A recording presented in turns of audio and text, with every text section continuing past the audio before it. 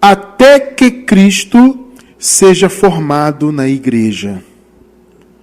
Nosso versículo inicial se encontra em Gálatas, capítulo 4, verso 19.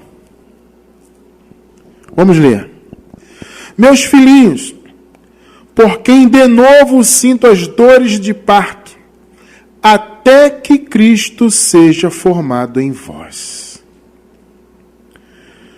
Amada igreja do Senhor Jesus, esposa do Senhor, mais do que vencedores, selados com o Santo Espírito da promessa, salvos, sempre salvos, povo abençoado, santos de Deus, igreja perfeita, sem ruga e sem mácula. Meus amados irmãos, nós estamos em uma verdadeira batalha espiritual, né? Nós entendemos que a batalha espiritual, ela é a batalha em nível de conhecimento, né? Ou seja, o apóstolo Paulo ele diz, né, que nós lutamos, né, contra tudo aquilo que se levanta contra o conhecimento de Deus. Ou seja, Paulo estava falando de sofismas, né, de mentiras, de falsas doutrinas, de doutrinas que misturavam Jesus com a religião, porque isso, abençoados, não é privilégio, por assim dizer, da nossa época, não. Nós vivemos uma época, e aliás, né, sempre foi assim, né, desde a vinda do Senhor Jesus, né, a consumação de todas as coisas, a religião seguiu, né, difundindo as suas mentiras e misturando, né, a mensagem de Jesus com aspectos religiosos e com a lei de Moisés, com resquícios ou fragmentos da lei, né? A igreja, chamada igreja, né, no caso, as denominações aí fora, que se dizem cristãs e que defendem a mensagem cristã, elas não vivem 100% a lei de Moisés, mas também não vivem 100% a graça, né? Então eles fazem uma mistura, eles vivem fragmentos da graça somados a fragmentos da lei, da religião, né? Então nossa batalha é contra tudo isso. Note que a batalha não é contra as pessoas, né? O Paulo fala, a nossa luta não é contra a carne e o sangue, ou seja, não é uma luta física, não é uma batalha de luta, de espada, de tiro, de guerra, não é isso. A nossa luta é em nível intelectual. É disseminar conhecimento para combater falsas doutrinas. Então você dissemina a doutrina verdadeira para servir de remédio para as doutrinas falsas. Então é por isso que Paulo fala que a nossa luta é contra as fortalezas. Uma figura, né? Fortaleza é uma figura de algo poderoso que é implantado, né? Que era naquela época implantado nas cidades, para cercar as cidades, principalmente no espaço mais marítimo, né? Então eles criavam fortalezas, muros muito fortes para combater quando alguém vinha contra a cidade, quando alguns navios ou exércitos vinham contra a cidade. As cidades sempre tinham fortalezas, muralhas. Então o apóstolo Paulo faz uma metáfora, né, para dizer que o entendimento falso, as doutrinas falsas, elas têm esse poder de fortalezas, ou seja, elas são barreiras para o verdadeiro evangelho penetrar na mente do povo. É por isso que há uma dificuldade muito grande hoje, ainda, né? Eu digo ainda porque há 20 anos atrás era ainda mais difícil a penetração do conhecimento da graça. Hoje eu noto que é um pouco mais fácil, né? O coração das pessoas está um pouco mais amolecido. Eu acredito que as pessoas estão enxergando tantas mazelas, tantos desmandos no meio da religião. As pessoas começam a enxergar, né, que esses desmandos, essas mentiras, essas heresias realmente não fazem parte do Evangelho, né? E a internet ela tem um poder muito grande em disseminar essas verdades, né? Graças a Deus, por isso a internet tem esse poder. Apesar de haver muita coisa ruim na internet, também tem, né, pessoas como nós que defendem a palavra da graça, né?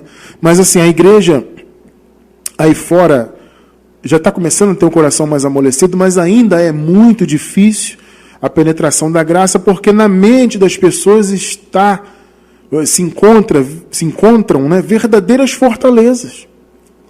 As falsas doutrinas são fortalezas implantadas na mente. Então Paulo usa essa metáfora para falar dessas falsas doutrinas. E ele diz que a nossa luta é contra isso. Contra, repito, tudo aquilo que se levanta contra o conhecimento de Deus. Então a batalha espiritual é essa, né? É lutar contra falsos entendimentos do Evangelho, ou com falsos evangelhos, né? E nós seguimos aqui, no nosso caso, falando particularmente da minha experiência.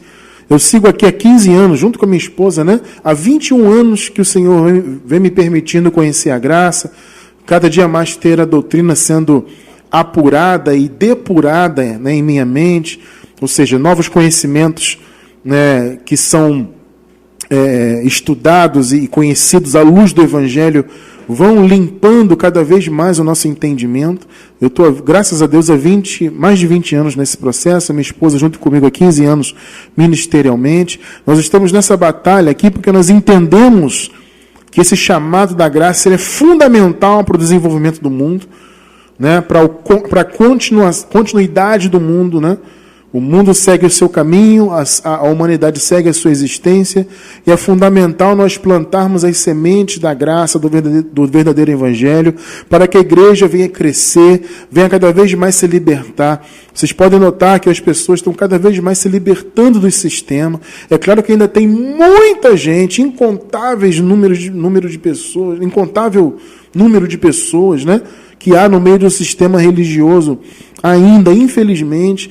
Mas como eu falei, há 20 anos atrás era muito mais difícil. Hoje eu percebo que é um pouco mais fácil a penetração desse conhecimento. Então, muito mais pessoas estão se libertando das denominações. Amados, muitas pessoas, vocês podem ter certeza disso.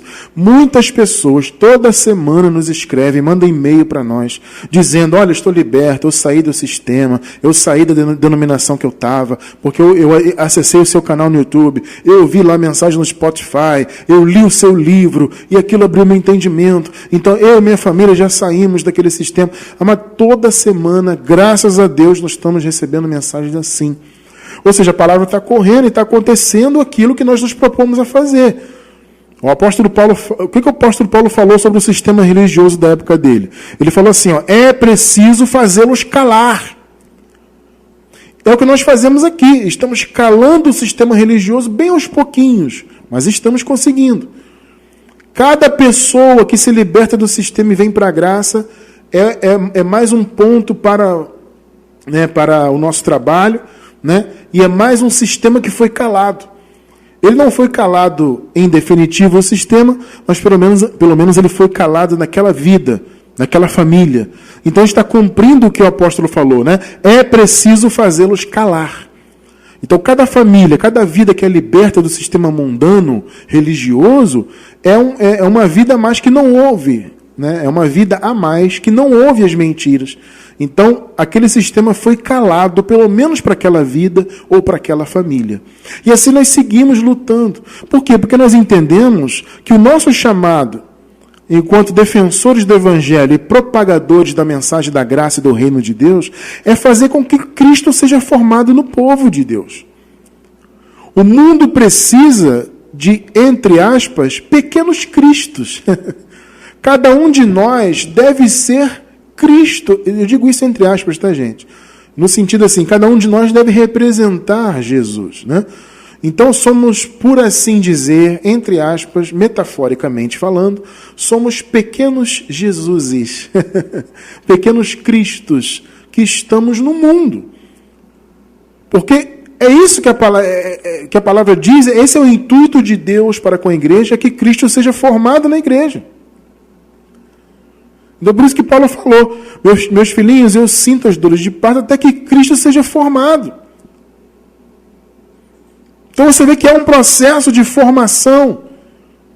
Né? Quando a palavra diz até que, essa expressão, né? Até que, isso é o que? É um processo. A cada dia a gente vai crescendo em graça, nós vamos nos aprimorando. Eu, particularmente, acredito que a plenitude disso será só na eternidade.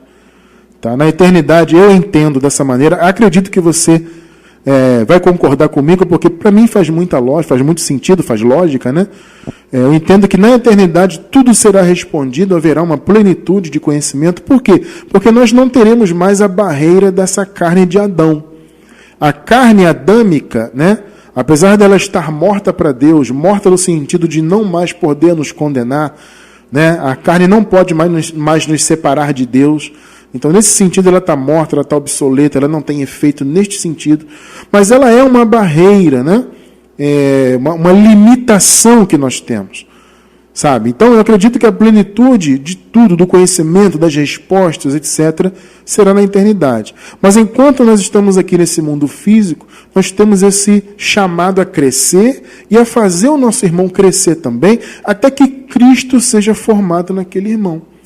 Se você parar para pensar, imagine só, se cada um de nós for Jesus nesse mundo, ou seja, se cada um de nós representarmos a mensagem de Jesus, a vida de Jesus, né?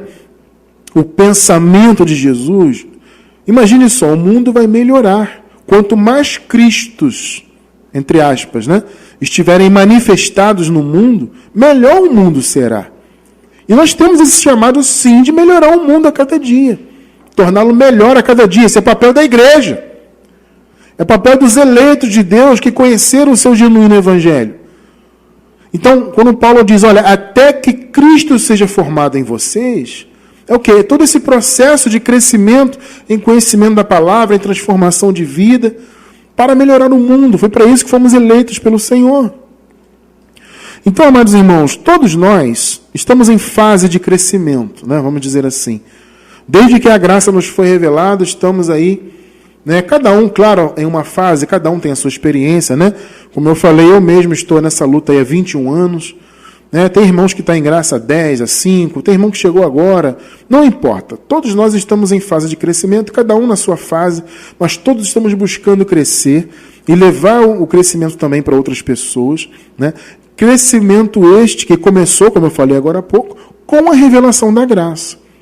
Você pode perguntar, irmão, quando que começou, quando que Jesus Cristo começou a ser formado em mim? Ele começou a ser formado em você, em mim, na minha esposa, em nós, quando a graça nos foi revelada. Aí, de fato, Jesus começou a ser formado em nós. Esse é o pontapé inicial, quando o genuíno evangelho nos liberta e tira o véu da religião dos nossos olhos. Segunda carta do apóstolo Paulo aos Coríntios. Vamos ler os versículos do 14 ao 16. Perdão. 2 Coríntios 3, do 14 ao 16. Vamos ler o 14. Mas, veja só, os seus sentidos foram endurecidos. Né? O que Paulo está falando para aqueles que viviam debaixo da lei. Então Paulo fala, os sentidos deles foram endurecidos. Por quê? Porque a religião, ela tem isso. Né? Ela causa uma cegueira, ela causa um endurecimento nos sentidos. Os sentidos aqui, podemos também entender como a visão. Né? Ou seja, a visão deles está embotada, está apagada, está cega. Você entende isso? Esse é o sentido aqui. Então, os seus sentidos foram endurecidos, eles estão cegos, petrificados. Por quê? Olha o motivo. Porque até hoje na época de Paulo, mas serve para nós também. Eu posso dizer que até hoje, 2020, aqui Paulo está falando da época dele, mas eu posso também trazer para a nossa época. Que até hoje, o mesmo véu, observe, está por se levantar na lição de quê? De quê, amado? Vê aí. Na lição do Velho Testamento. Paulo está dizendo, olha, quando eles se reúnem lá para estudar, e eles estudam o Velho Testamento, essa lição, esse estudo, esse envolvimento com o Velho Testamento, faz com que sobre a cabeça deles fique um véu. Aí Paulo diz, o qual foi por Cristo abolido. Olha só, meu amado, foi abolido. O que foi abolido, irmão? O Velho Testamento. O véu. Veja bem, gente, algumas pessoas até dizem assim, não, nesse versículo aqui o que foi abolido foi o véu, não foi o Velho Testamento. O pessoal tem eles fazem esse jogo de cintura, né? é um contorcionismo argumentativo, patético até eu diria, para tentar dizer que o Velho Testamento ainda vale para nós, né? Ele serve, que você tem que seguir o Velho Testamento na letra ali e caminhar nele. Então alguns dizem, não, o que foi abolido aqui foi o véu. Eu concordo, foi o véu que foi abolido, mas o véu e o Velho Testamento é uma coisa só. Basta você ler o versículo com uma atenção mínima, não precisa nem ter muita atenção. Basta você ter uma atenção superficial que você consegue observar isso claramente. Porque até hoje, o mesmo véu está por se levantar através de quê? Da lição do Velho Testamento. Então, o véu que encobre os olhos é uma consequência do Velho Testamento no entendimento do povo. Então, o véu e o Velho Testamento são a mesma coisa. Então, quando Jesus diz que o véu foi abolido, ele está dizendo que o Velho Testamento foi abolido. Que essa lição já passou. Eu não tenho mais que me submeter a lições do Velho Testamento. Ah, mas Cristiano, eu frequentei lá a Assembleia de Deus, ou a Batista, ou sei lá, a Católica. Eu não vi eles ensinando a você seguir o Velho Testamento. Ah, amado, como não? O que você mais vê em meio às denominações pentecostais é o Velho Testamento sendo apregoado ali. Como se estivesse em vigor, como se os elementos que aconteceram ali, as experiências daquelas pessoas que viveram ali debaixo do Velho Testamento, como se tudo isso valesse para hoje. Vocês querem ver um exemplo? Eu sempre dou esse exemplo, que ele é muito clássico e muito claro, né? As pessoas até hoje pedem a Deus que deem para elas o Espírito Santo, né? Ou então elas pedem que o Espírito Santo não saia delas. É sempre assim. O Espírito Santo, vem até mim. Ou então, não saia de mim. Senhor, não retire de mim o seu Espírito. Amado, o Senhor nunca fará isso. Por quê? Porque o Espírito Santo, ele não mais nos faz visitas. Na Antiga Aliança, nós até poderíamos dizer que o Espírito Santo fazia visitas, entre aspas, né? Porque o Espírito Santo vinha para cumprir um propósito, né? E depois ele se retirava.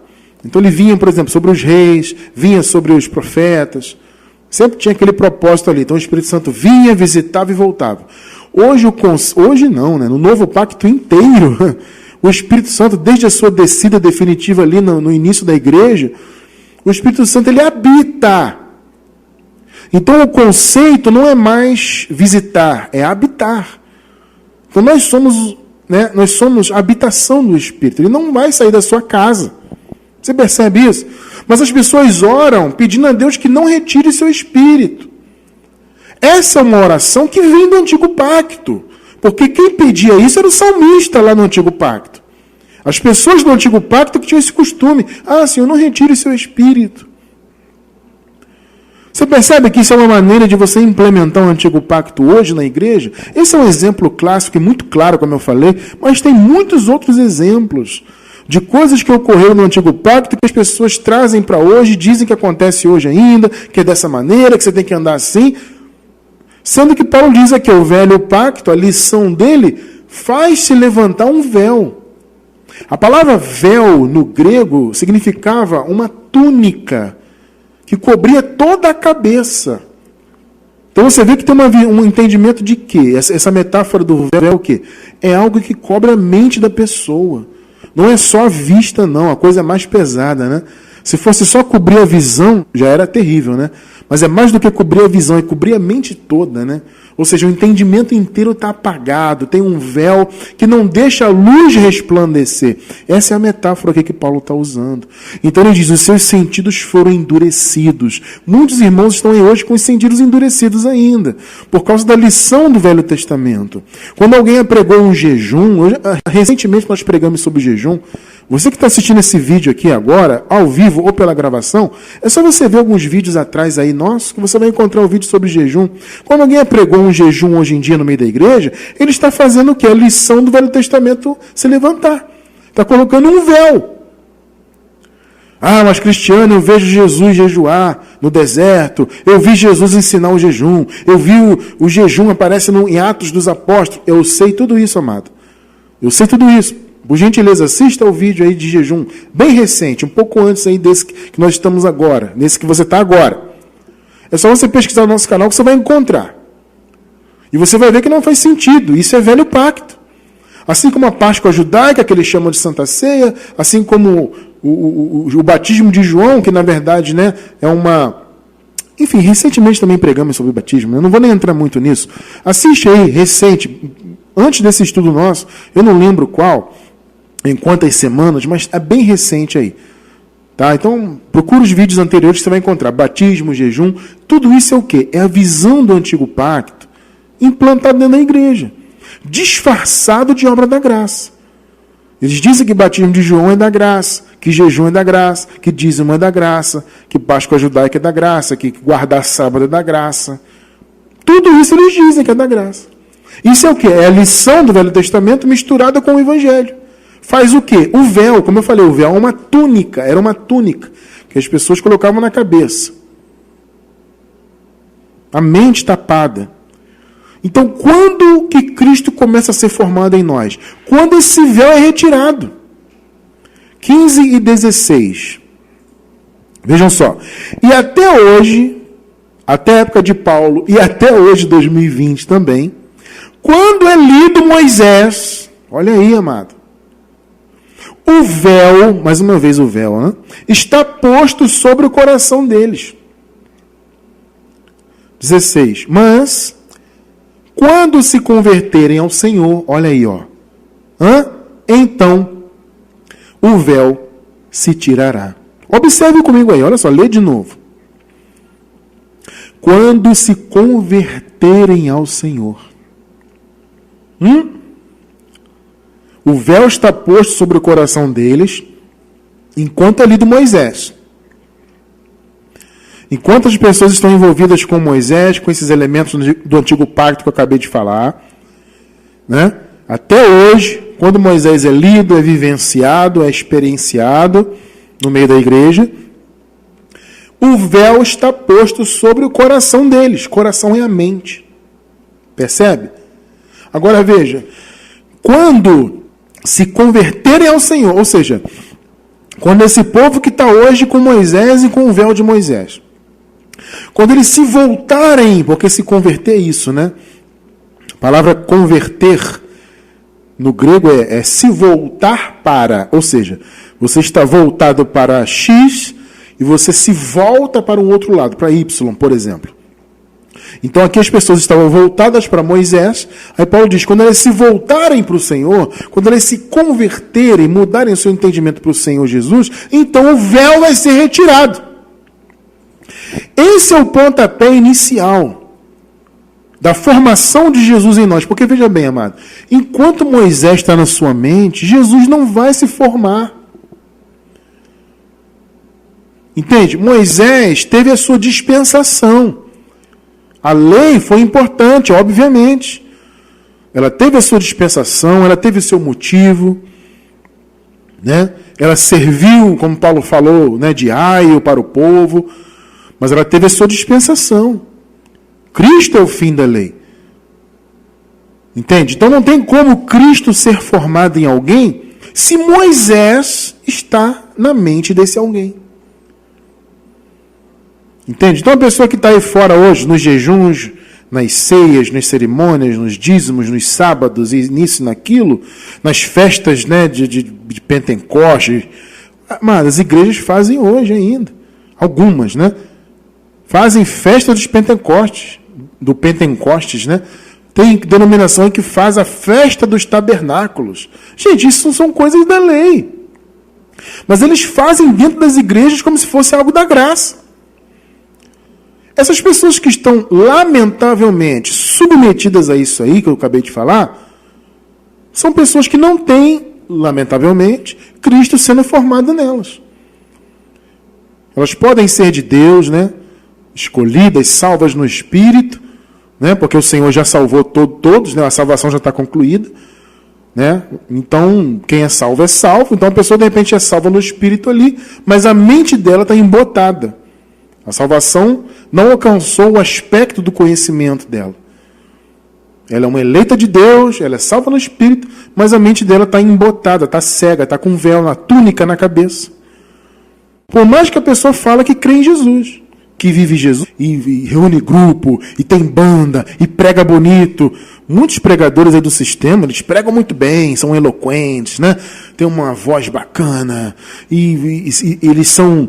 eles atraem, né, o povo, eles têm uma fala, e tem uma técnica. Amado, nada disso adianta se está misturando Moisés com Jesus. Ou seja, Jesus nunca será formado no povo desse jeito. Então, quando é lido Moisés, a túnica está posta na cabeça e nos olhos. Agora, quando a pessoa se volta para o Senhor, quando ela deixa Moisés e se converte, quando ela se volta para Cristo, aí o véu é retirado. Aí sim, ela está habilitada a ter Jesus sendo formado nela. Observe só, vamos ler o versículo inicial de novo. Gálatas 4,19. Olha só o que Paulo fala. Meus filhinhos, por quem de novo, sublinha isso aí, amado. Se você tem uma Bíblia física aí, pega uma caneta e sublinha aí, de novo. Olha só. Meus filhinhos, por quem de novo, novamente, eu sinto as dores de parto, até que Cristo seja formado em vós. Olha só. Por que Paulo fala de novo, novamente? Primeiro, Paulo usa aqui uma metáfora das dores de parto. Ou seja, Paulo está dizendo o seguinte: eu gerei vocês para Cristo. Em que sentido? No sentido de que foi o trabalho missionário e apostólico do apóstolo Paulo, foi que gerou aquela igreja em graça. Percebam isso. Então, o Paulo havia gerado aquela igreja. Por isso que ele usa essa metáfora do parto, né? Ou seja, eu gerei vocês por meio do evangelho que eu preguei. Só que eu estou de novo sentindo as dores de parto. Ou seja, eu estou tendo que gerar vocês novamente. Amado, por que o apóstolo Paulo falou isso? Porque os Gálatas tinham sido fundamentados no evangelho da graça, mas estavam regredindo para Moisés. Foi o que eu acabei de falar agora. Enquanto Moisés está na mente da pessoa, enquanto tem o véu nos olhos, na cabeça, não tem como Jesus ser formado. Então Paulo falou, olha, eu estou sentindo de novo, por quê? Porque eu já senti essas dores de parto antes, ou seja, eu já havia gerado vocês, né? Só que agora eu estou tendo que gerar de novo. Eu estou sentindo dores de parto de novo, até que Jesus seja formado em vocês. Porque, amado, vou falar uma coisa, a partir do momento que Jesus começa a ser formado de fato, e nós alcançamos a maturidade a cada dia, cada vez mais Moisés vai ficando distante de nós. A lei, o legalismo, a religião, cerimonialismo, cada vez mais em graça, mais longe disso a gente fica. Porque o processo de Jesus sendo formado em nós, ele é gradativo e ele vai crescendo. Então, quanto mais Jesus está sendo formado em você, mais longe da religião você fica. Mas os Gálatas estavam, haviam sido gerados em graça, mas estavam dando ouvidos a um outro evangelho. Entre aspas, Eu digo entre aspas porque fora da graça não há evangelho. Tá? Então, o outro evangelho, na verdade, é uma mentira. Então, Paulo os gerou em graça, gerou os Gálatas em graça, mas ele estava tendo que gerar de novo, porque eles estavam se voltando para Moisés. Olha que coisa terrível. Naturalmente, por quê? Porque naturalmente os Gálatas não tiveram tempo suficiente para ter Jesus formado neles, de maneira que eles já não dessem mais ouvidos a Moisés. Entendem isso? Ou seja, eles foram gerados em graça, receberam a graça, louvado seja Deus, amém, maravilha. Só que ainda eram inexperientes. Eu penso assim, eu creio que foi esse o processo, Ou seja, eles conheceram a graça, foram gerados na graça, mas ainda não tiveram tempo de ter Jesus formado neles de maneira mais plena. Então, quando o sistema religioso chegou lá na igreja, os judaizantes, o que aconteceu? Eles deram ouvidos, porque ainda não eram experientes. ainda precisavam de mais formação, de mais aprofundamento. Então eles acabaram dando ouvidos. E aí Paulo providencialmente mandou uma carta para alertá-los. Gálatas 1, versículos 6 e 7. Olha o que Paulo fala aqui, ó. Eu estou admirado, Gálatas. Eu estou admirado, eu estou pasmo, né, como se diz, né? Alguém me informou aí que vocês estão desertando. E eu estou pasmo que foi tão rápido isso, Gálatas. Né? Foi tão absurdamente rápido que vocês desertaram. Estou admirado que tão depressa estás desertando daquele, né, que vos chamou à graça de Cristo. Agora Paulo fala para um outro evangelho. Veja bem, amado, não há outro evangelho. Olha o que Paulo falou, vocês foram chamados na graça. Mas eu estou admirado que foi muito rápido. Rapidamente vocês deram ouvidos para Moisés de novo. É um outro evangelho que na verdade não é evangelho. Versículo 7. O qual, olha só, não é outro. Viu aí? Não é outro, porque não tem outro evangelho. O evangelho é a graça. Misturou qualquer coisa na graça, deixa de ser evangelho. Colocou dízimo na graça, não é evangelho. Colocou Páscoa judaica, não é evangelho. Colocou sábado, não é evangelho. Colocou jejum, batismo, isso aqui, não é evangelho. O qual não é outro, senão há alguns que o quê? Vos perturbam. Olha o termo que o apóstolo usa. Esse povo, Gálatas, foi aí perturbar vocês. E esse pessoal quer o quê? Olha só a palavra que está destacada aí. Perverter o evangelho de Cristo. Meu irmão, entenda uma coisa. Misturar Jesus com Moisés, com religião, com todos esses elementos que eu falei, exatamente isso que a religião aí fora faz, que as denominações fazem. Isso é perversão. Sou eu que estou falando? Ah, o Cristiano está inventando isso aí. Não, você acabou de ler comigo aqui. É perverter o evangelho. Ceia, jejum, batismo, dízimo, sábado, festas judaicas e campanhas, e tudo isso que esse pessoal inventa aí. Misturar Moisés, trazer elementos do antigo pacto. Tudo isso é perversão. Eu pergunto, como que alguém que está pervertido, do ponto de vista do evangelho, pode ter Jesus sendo formado nele? É uma questão de lógica. Por isso que eu falei, Jesus só pode ser formado em nós de verdade a partir do momento que o véu é retirado. E aí é um processo de crescimento.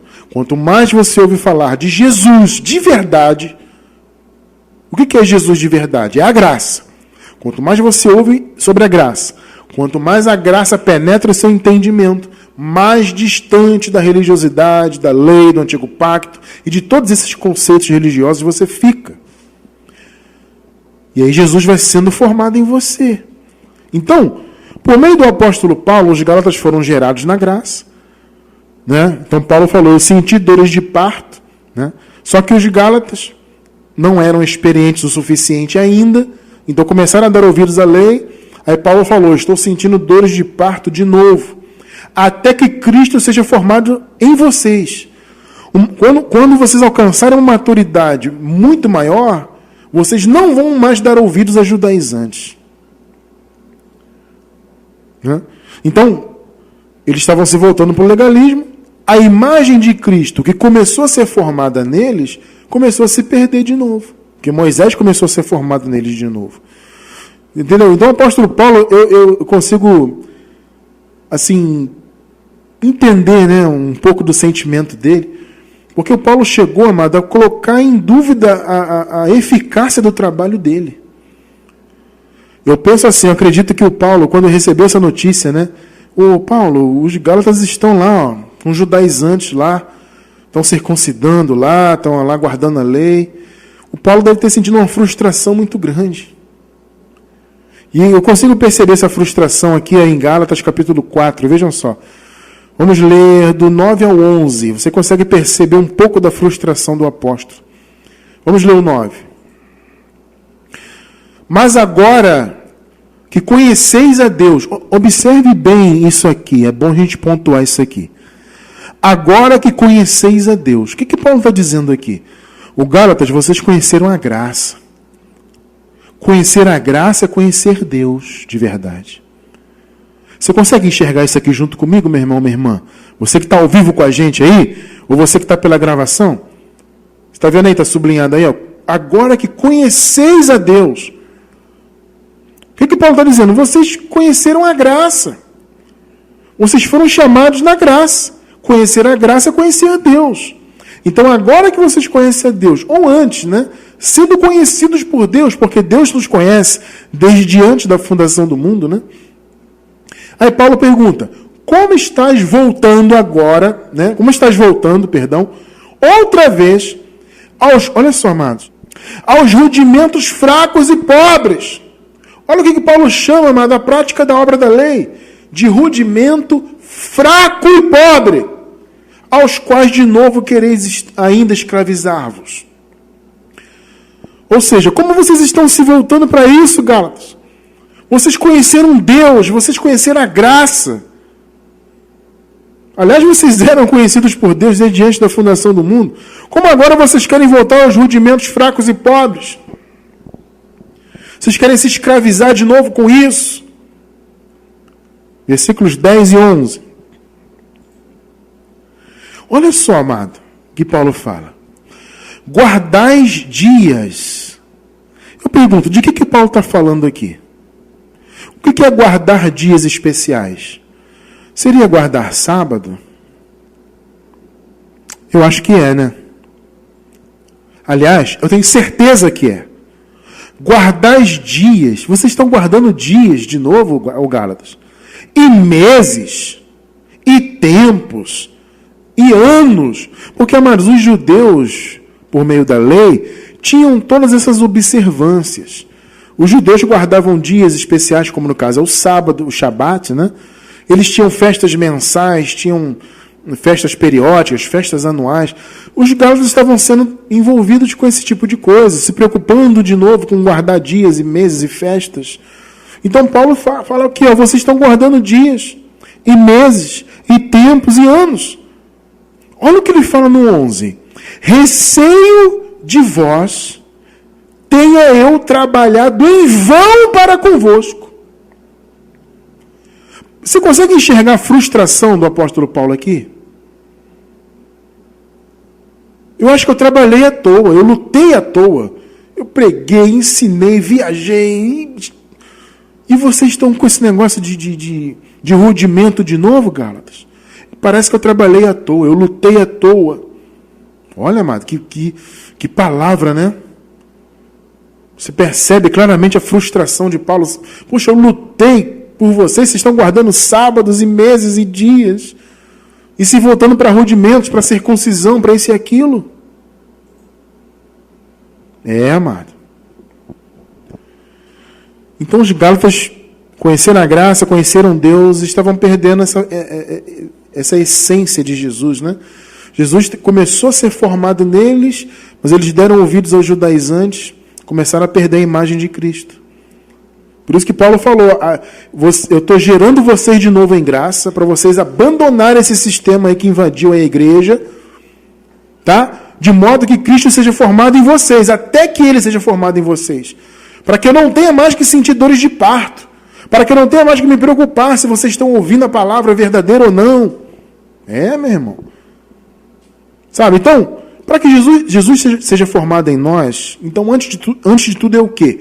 É o véu ser retirado. É Moisés sair, para Jesus tomar conta. A partir do momento que Jesus toma conta da nossa vida, do nosso entendimento, esse é o sentido que eu estou falando, né? Quando Ele toma conta da nossa mente, a graça nos é revelada, aí começa um processo de formação de Jesus. E é perigoso. Aliás, nós até escrevemos recentemente, essa semana, colocamos um texto no nosso site, mantenha-se salvo, em relação com a salvação da mente. Eu vou deixar o link aí, vou pedir minha amada para anotar ali, o texto, mantenha-se salvo. Vou deixar o link embaixo do vídeo na gravação, para você ler. mantenha-se salvo. Em termos da mente, é um entendimento muito bacana. Porque é muito perigoso, principalmente para quem está novo na graça. Porque o processo de Jesus começou, né, sendo formado na pessoa recentemente. Então a pessoa ainda não está madura o suficiente para abolir a religiosidade e tudo mais. Então você vê que as pessoas, quando conhecem a graça, elas ainda ficam meio assim, né? Elas conhecem uma semana, um mês, está começando a experimentar a doutrina, mas ela fica meio assim. Mas, irmão, eu tenho dúvida naquilo, estou preocupado com aquilo outro, eu não sei se eu saio lá da denominação que eu estou, se eu fico na denominação. E por quê? Porque a pessoa está ainda tendo Jesus sendo formada nela, está no início. Foi a questão dos Gálatas que eu falei, né? Os Gálatas foi assim. Estavam no início, e logo no início o sistema invadiu lá. Eles começaram a dar ouvidos. Entende? Então não pode. Jesus foi formado em você, ou seja, Moisés, o véu de Moisés saiu do teu olho, o véu religioso em geral saiu da sua visão, a visão pentecostal, o tradicionalismo aí, o catolicismo, né? E tudo isso saiu da tua mente? Saiu, irmão Cristiano, graças a Deus. Então, amado, cresça em graça, siga crescendo em graça. O principal ingrediente para que Cristo seja formado em nós plenamente, para que alcancemos a maturidade, né, para que Cristo seja formado em nosso caráter, é conhecimento. Foi para isso que ele nos levantou, para levar conhecimento para o povo. Efésios 4, do 11 ao 15. Efésios 4, do 11 ao 15. Vamos ler o 11. E ele mesmo, Deus, né, o Senhor, deu uns para apóstolos, outros para profetas, outros para evangelistas, outros para pastores e mestres. Observe que isso aqui não são títulos honoríficos, tá, gente? Isso não é título para você ostentar, para colocar em carteirinha. Amado, isso é coisa do sistema religioso. Isso aqui são dons. O contexto, se você ler o contexto anterior, você vê que Paulo fala que o Senhor deu dons aos homens. Então, são dons exercidos para o melhoramento da igreja. Esse negócio aqui não é título. O título, eis que eu imponho às mãos, eu te dou um título. Você vai receber um diploma de mestre, um diploma de evangelista. Mestre aqui é professor, tá? É quem ensina, né? Então, vou te dar aqui um diploma de evangelista. Isso não existe, amado. Toma aqui a carteirinha de pastor. Amado, isso não existe, não é título. São dons exercidos em prol da igreja. 12. Para que o Senhor instituiu esses dons para os homens? Olha só o desejo de Deus. Querendo o aperfeiçoamento dos santos. O que é esse aperfeiçoamento? O que é isso? É Jesus sendo formado nos santos. É o caráter de Jesus sendo formado em nosso caráter. O que Deus quer é isso. Por meio de pessoas que têm dons ministeriais, a igreja receber o aperfeiçoamento para a obra do ministério. Está vendo? A igreja é aperfeiçoada para que ela também seja ferramenta de Deus para a edificação do corpo de Cristo. Você vê que é um ciclo, né, maravilhoso de aperfeiçoamento. Né? Então tem os dons, uns recebem aperfeiçoamento, esses foram aperfeiçoados pelo ministério, já vão aperfeiçoar outros irmãos, e assim vai indo. A gente cria uma bola de neve positiva, né? De modo que a graça vai alcançando e aperfeiçoando os santos. Agora veja, até que, olha o até que de novo aí. Você vê que é um processo, né? Até que todos cheguemos à unidade da fé. Viu? Ao conhecimento, pegou aí que é o conhecimento? Do Filho de Deus. Amado, é o conhecimento de Jesus, que é a graça. Conhecer Jesus é conhecer a graça. Só se conhece Jesus de verdade, só entende a manifestação, por exemplo, né, de Jesus de Nazaré, Jesus ressuscitado, e você entende que pertence ao ressuscitado. Sabe, isso só é revelado pela graça, pela mensagem da graça. Então, até que todos cheguemos à unidade da fé, ao conhecimento do Filho de Deus, a homem perfeito. Amado, homem perfeito aqui não é gênero, tá? Homem não é homem, mulher. O ponto aqui não é gênero. Homem perfeito. Tem uma versão, por exemplo, que aparece perfeita varonilidade. Isso aqui não é gênero. Homem perfeito significa o quê? Adulto. Que não é mais criança. Tá? Esse é o sentido aqui. Então, o Senhor instituiu dons aos homens. Para quê? Para que a igreja fosse aperfeiçoada. Para que Cristo fosse formado na igreja. Então, querendo o aperfeiçoamento dos santos, para a obra do ministério, para a edificação do corpo, até que todos cheguemos à unidade da fé e ao conhecimento do Filho de Deus, a homem perfeito, ou seja, adultos plenos, à medida da estatura completa de Cristo. Nós estamos exatamente passando por esse processo, nós aqui em graça. Percebem? 14. Agora veja o 14. Por que você tem que ser homem perfeito? Para que não sejamos mais meninos inconstantes. Vocês percebem que os Gálatas foram criados em graça, lá, no Evangelho genuíno. Mas eles ainda estavam como meninos ainda. Porque eles deram ouvidos a falsas doutrinas. É aquilo que eu falei. Eles tiveram o véu retirado dos olhos deles. Paulo os gerou por meio da palavra da graça, mas eles ainda não eram maduros o suficiente para rejeitarem os judaizantes lá. Entende? Então, para que nós temos que alcançar a maturidade? Sermos homens perfeitos, ou seja, maduros, né? Estamos na estatura de Cristo, por meio do conhecimento do Filho de Deus. Para quê? Para que não sejamos mais meninos inconstantes, levados em roda por todo vento de doutrina. Vento é o quê, amado? É o que é soprado. É o sopro de doutrina, o que é ventilado no mundo. No mundo, o que mais tem são ventos aí. Né? Mas quem está debaixo da graça, quem já teve o véu retirado, quem está amadurecido na palavra, não mais dá ouvidos a ventos de doutrina. Pelo engano dos homens que com astúcia enganam fraudulosamente. Próximo versículo. 15. Antes, vejam, seguindo o quê? Responde aí, seguindo o quê? A verdade. Seguindo a verdade em amor, cresçamos em tudo. Viu? É o processo. Até que. Então, a graça foi revelada, você entendeu a palavra da graça, o véu de Moisés foi retirado da sua mente, né? E aí começou um processo de maturidade na sua vida, você vai crescendo em graça, né? Nós estamos nesse processo de crescimento, e Paulo está dizendo, olha, vamos crescer em tudo, naquele que é a cabeça, Cristo. Amado, Cristo está sendo formado em nós a cada dia. E aquilo que eu falei agora há pouco, eu vou repetir. Quanto mais nós ouvimos sobre Cristo, sobre a graça, sobre o novo pacto, e quanto mais nós entendemos essa palavra, mais distantes do véu da lei de Moisés e de toda a religiosidade que há no mundo, nós ficamos, graças a Deus. E não damos mais ouvidos a qualquer vento de doutrina. Não mais. Entende? Porque nós já estamos tendo Cristo sendo formado em nós. Né? E ter Cristo formado em você é ter Jesus Cristo manifestado no seu caráter. O objetivo dessa formação, como eu já falei, né, é esse, é você crescer, é você ser edificado, para edificar outras pessoas, para melhorar o mundo. Quanto mais Cristos nós tivermos no mundo, como eu falei no início, metaforicamente, né, porque nós representamos Jesus, então quanto mais Jesuses existirem no mundo, quanto mais pessoas com o caráter de Jesus no mundo, melhor o mundo será. Né? Então esse é o nosso chamado.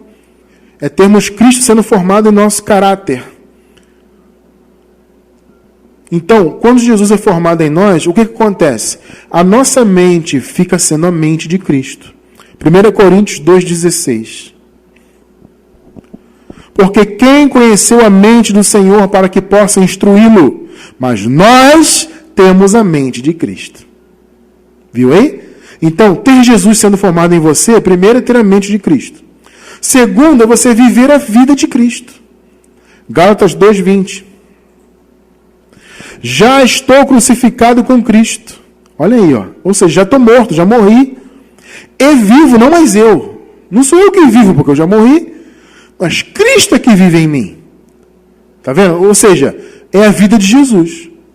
E a vida que agora vivo na carne, vivo-a na fé do Filho de Deus, o qual me amou e se entregou a si mesmo por mim. Que coisa linda! Está observando o que é ter Cristo sendo formado em você? Primeiro você tem a mente de Cristo, a tua mente tem a revelação, tem o entendimento, né? Não tem mais Moisés, não tem mais túnica na tua mente atrapalhando a sua visão. Então você tem a mente de Cristo, você pensa o que Cristo pensa.